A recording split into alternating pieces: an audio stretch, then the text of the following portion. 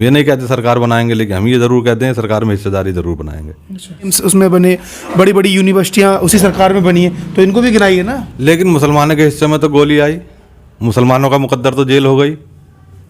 मुसलमान के हिस्से में क्या आया? आप बताएं मुझे, मुसलमान के हिस्से में क्या आया? ये मुस्लिमों के नेता नहीं हैं, ये अपने नेता हैं। ये नेता हैं समाजवादी पार्टी के, ये नेता हैं अखिलेश यादव के, मुसलमानों के नेता नहीं है। मुसलमानों का कोई नेता नहीं है, मुसलमानों का कोई कायद नहीं है। मुसलमान अपना कायद, अपना रहनुमा असदुद्दीन ओवैसी साहब को मानते थे। प्रधानमंत्री जी को खतरा है, महंगा डीजल, महंगा पेट्रोल, रसोई गैस महंगी, दाल महंगी, बल्कि गरीबी नहीं, गरीबों को हटाने का काम किया।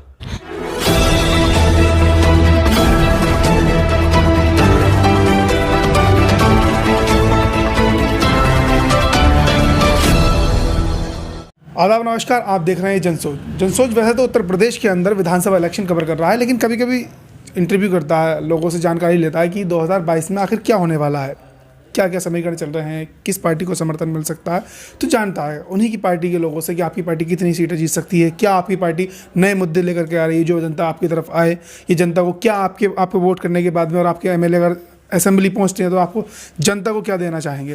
तो हम इसी बात करने के लिए हमारे साथ हैं ज़िला संभल के ज़िला अध्यक्ष असद अब्दुल्ला साहब। हमने एक बार और इंटरव्यू कर रखा है, बेबाकी से बोलते हैं अपने, और AIMIM पार्टी के ज़िला अध्यक्ष हैं।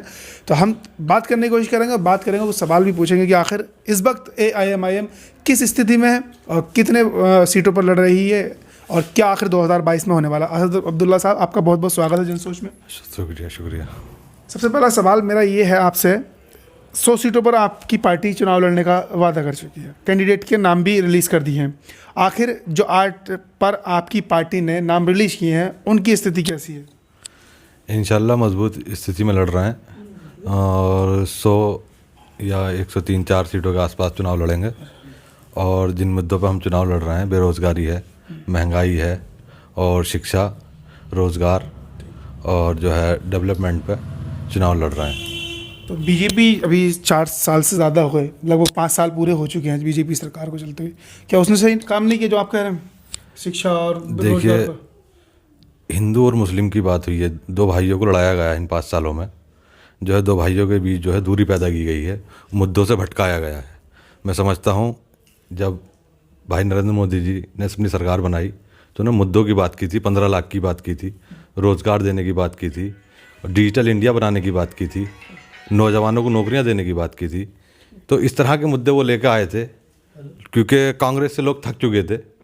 कांग्रेस की पीछे बीजेपी सरकार से पहले कांग्रेस की सरकार थी, कांग्रेस के जो भ्रष्टाचार था उससे लोग थक चुके थे।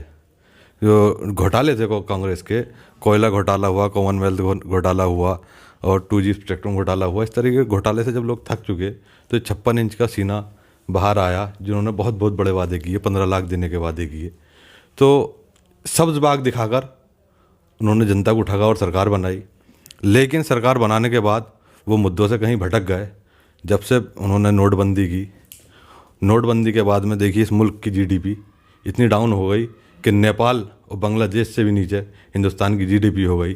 तो उसको सुधारने के लिए इन्होंने जनता को जो तोहफा दिया, महंगा डीजल, महंगा पेट्रोल, रसोई गैस महंगी, दाल महंगी, बल्कि गरीबी नहीं, गरीबों को हटाने का काम किया। गरीबी हटाने बोले, गरीबों को हटाने का काम किया। और तरह तरह के बोझ सरकार ने अवाम पे डाले। तो जो है उसके बाद ये अपने मुद्दों से भटके और इन्होंने हिंदू मुस्लिम पे ले आए। पहले कहने लगे हिंदुत्व को खतरा है, हिंदू को खतरा है। अब आज के हालात देखिए, मोदी जी अभी प्रधानमंत्री जी वहाँ पंजाब गए तो कहते प्रधानमंत्री जी को खतरा है। अरे भाई, इस हिंदुस्तान में मुग़ल रहे, अंग्रेज़ रहे, कांग्रेस की सरकार रही, किसी को खतरा नहीं। आज बीजेपी सरकार में खुद हिंदू को खतरा। तो इन्होंने मुद्दों से भटका दिया। अब इलेक्शन आया है, जनता इनको जवाब देगी। जो है 2022 में बीजेपी का सफाया उत्तर प्रदेश से होने जा रहा है। और इंशाल्लाह जहाँ तक मजलिस का सवाल है, मजलिस जो है ज़्यादा से ज़्यादा आप देखना, जो है 104 सीटों पे हम लड़ रहे हैं और ज़्यादा ज़्यादा हमारे विधायक जीत कर आएंगे। तो वो मुद्दे की बात करेंगे, हिंदू मुस्लिम की बात नहीं करेंगे, रोज़गार, शिक्षा की। और इंशाल्लाह हम चाहेंगे कि मॉब लिंचिंग पे भी कानून बनेगा। आप कह रहे हैं कि जो हिंदू मुस्लिम 2 भाई थे उसको नरेंद्र मोदी सरकार ने अलग अलग करने का काम किया है। असदुद्दीन ओवैसी भी तो यही कह रहे हैं कि मुसलमानों एक परचम के नीचे आ जाओ। नहीं, मुसलमानों से कहते हैं, लेकिन देखिए हर पार्टी का एक नेता है। राजभर का भी नेता है, जाटों का भी एक नेता है जयंत चौधरी, यादवों का भी एक नेता है, दलितों का भी एक नेता है। आप बताइए मुसलमानों का नेता कौन है?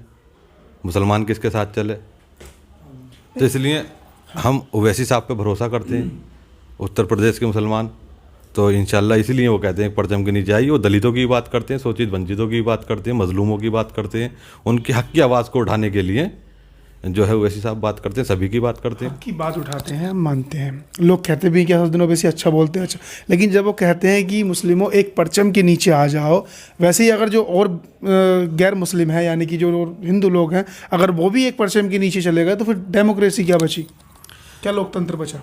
नहीं, लोग हमारे साथ तो शोषित वंचितों की बात करते हैं, हम मुसलमानों के साथ साथ हम दलितों की बात करते हैं, तो सभी की बात करते हैं, ऐसा तो नहीं है। लेकिन मुसलमानों की खासकर इसलिए करते हैं, मुसलमानों का कोई नेता नहीं है, मुसलमानों का कोई कायद नहीं है। मुसलमान अपना कायद, अपना रहनुमा असदुद्दीन ओवैसी साहब को मानते हैं।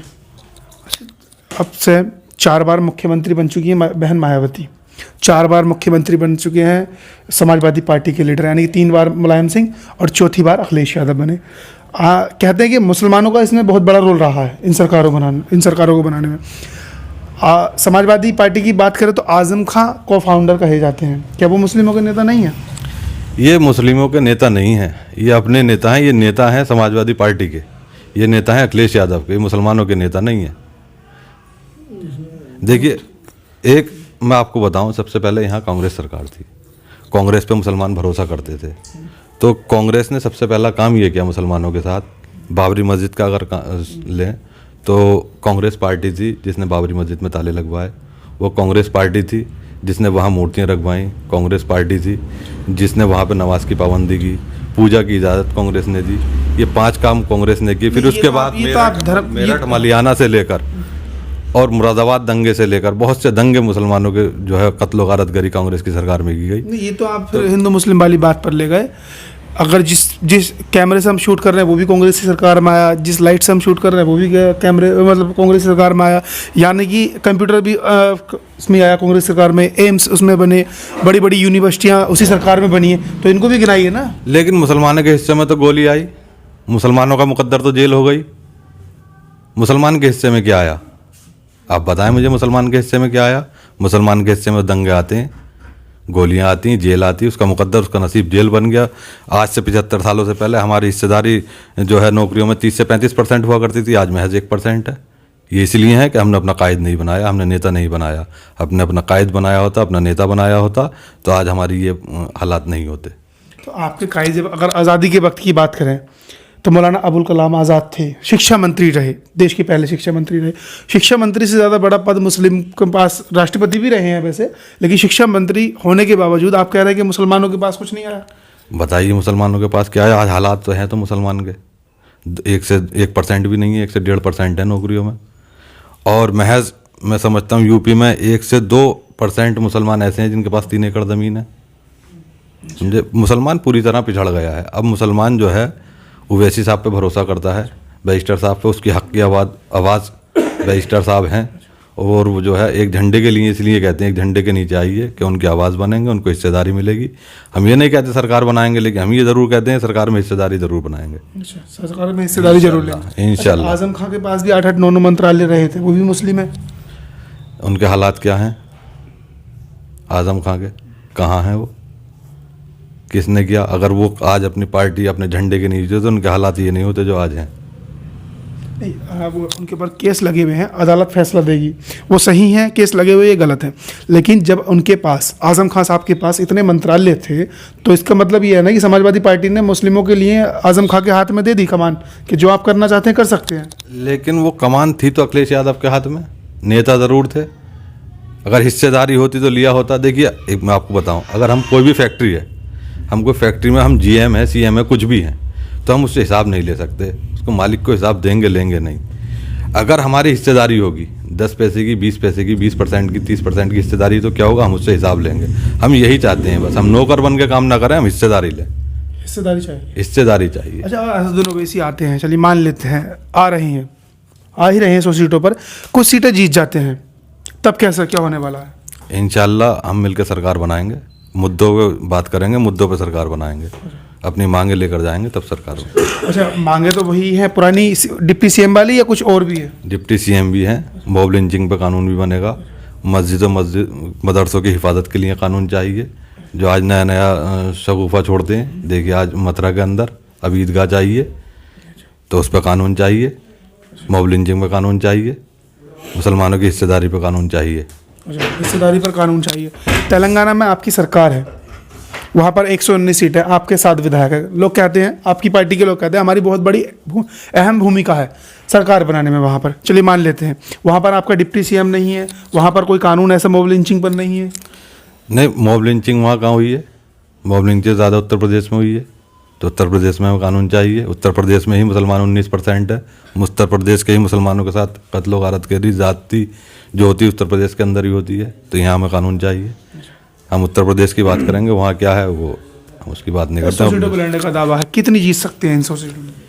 कैसी तैयारी? इंशाल्लाह मैं समझता हूँ ज़्यादा सीटें जीतेंगे और 60 से 70 सीटों पर हम मजबूत लड़ रहे हैं मजबूती से हैं इंशाल्लाह। अच्छा, और जो अभी आपके संभल से हैं प्रत्याशी, उनका कैसा हाल है? मुशीर खां तरीन साहब हमारे प्रत्याशी हैं, आप जाके देखिए। गाँवों में हम जहाँ जाते हैं और जब देखते हैं लोग गाड़ी को कि हमारे जो है इत्तेहादुल मुस्लिमीन के जो पार्टी के लोग आए हुए हैं, तो नौजवानों को एक जमघट लग जाता है और वहाँ पकड़ के अपने अपने घरों में ले जाते हैं। आइए बैठिए, दूर से स्वागत करने के लिए तैयार रहते हैं। बहुत अच्छा रेस्पॉन्स हमें मिल रहा है। इंशाल्लाह मुझे उम्मीद है कि इत्तेहादुल मुस्लिमीन का ही मजलिस का ही विधायक संभल से बनेगा। संभल से मजलिस इत्तेहादुल मुस्लिमीन के ही विधायक बनेंगे। बहुत बहुत स्वागत, बहुत बहुत शुक्रिया अब्दुल्ला साहब आपका हमारे चैनल को वक्त देने के लिए। Thank you. हमारे साथ थे संभल के ज़िला अध्यक्ष AIMIM पार्टी की संभल के ज़िला अध्यक्ष असद अब्दुल्ला साहब। इनसे हमने जाना कि आखिर 2022 में अगर AIMIM की कोई सीट आ सकती है तो क्या होने वाला है, और जो तेलंगाना के अंदर तो डिप्टी सीएम है नहीं, उत्तर प्रदेश में क्यों मांग रहे हैं, और भी काफ़ी सारे आपने सारी बातें सुन ली। क्या कुछ आपकी इस इंटरव्यू पर राय बन रही है हमें कमेंट बॉक्स में ज़रूर बताएं और चैनल को सब्सक्राइब करना ना भूलें। शुक्रिया।